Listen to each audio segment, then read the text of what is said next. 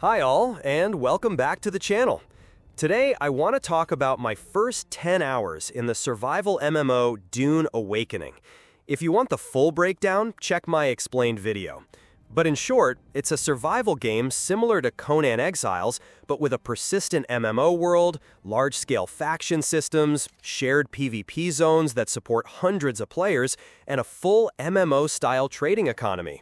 As always, I don't like to waste your time, so let me be crystal clear. I absolutely love the first 10 hours of playing this game. It's not perfect, and I'll touch on that too, but the experience is really pulling me in. What I love most is that it reminds me of vanilla World of Warcraft. And no, that's not a hot take. I'm serious. Back then, you weren't the chosen one. You were just an adventurer, part of a bigger world. You had to discover things for yourself while watching your back because it was actually hard. It made the world feel big and immersive.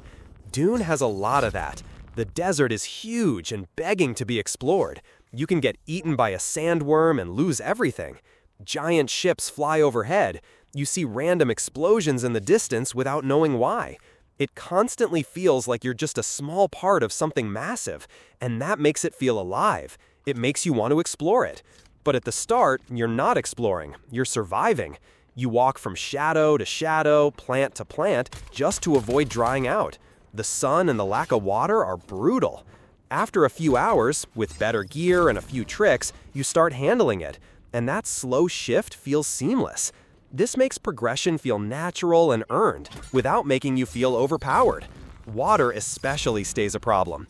If you forget to stock up, you can't travel far. And even if you do, you need to constantly watch your reserves. That tension keeps you on your toes, even as you get stronger. The MMO side, combined with the survival side, also makes it feel fresh. You see other bases pop up, there are settlements with NPCs and quest lines. All of it combined makes the world feel more alive. It's not all perfect. A lot of the enemy settlements feel the same, and the AI is quite dumb and easy to beat. They don't add to the feeling of being part of a big world. Early on, roaming, even when you can, isn't very effective. It's better to follow the quest line, but the game doesn't make that clear, so you might end up wasting time.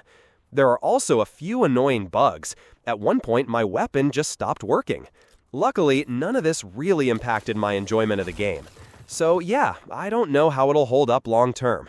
Other systems become important later, and maybe some of the stuff I love now will change. I'll do a follow-up once I've played more. And I'm not ready to recommend it yet. 10 hours just isn't enough. But I wanted to get this out while it's fresh, because the start has been genuinely great. That's it for now. If you like videos that skip the fluff, please consider liking and subscribing. Either way, thanks a lot for watching, and I'll see you in the next one.